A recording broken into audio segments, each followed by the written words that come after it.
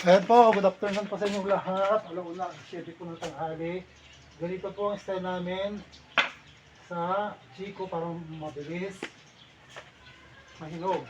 Ito medyo mainit na tubig to ha. 3/4 ng tubig, tapos ano, yung galing sa balon na tubig na. Tapos ito, hugasan na ng kwan. Pumagitan ng kamay, matatanggal na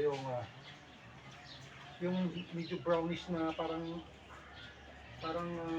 tawag dito, parang bala desert na nakutis niya. Ayan o, natatanggal. Ayan, tignan nyo naman guys, brown na brown po yung bunga niya.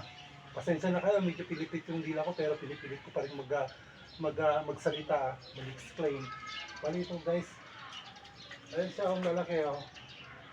Halos kamako ko na yung size niya. Mainit talaga guys, mainit. Oh, sarap pang paligo ito, kaya lang mamaya na ako maligo. Dahil ano, hindi ko pa kili. Ayan guys ha, oh. Ito medyo maliit lang. Sabihin ko sa inyo ng honest, hindi siya masyadong brown. Ano, parang ano lang siya, parang display. Giveaway na lang. For sure, for a lifetime nyo lang kasama yan pag hindi nahinog. Ganyan na talaga yan. Ayan. Ito guys, oh. Ayan, nandito pa yung ano, buhok ng... Kasi pinaglagaan ko na ng mais to eh. Ayan guys. Yung ano naman, daw ng saging, ginawa nating patungan na bagong hugas sa Chico. Or sa Podelio in English. Ito guys, oh. Ayan, nakakarami na tayo. Almost 1 kilo na lahat to.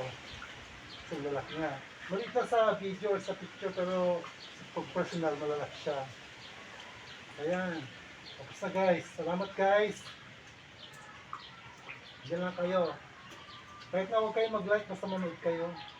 Doon naman yung ano eh. Yun yung importante para sa akin. Salamat guys. Next time ulit.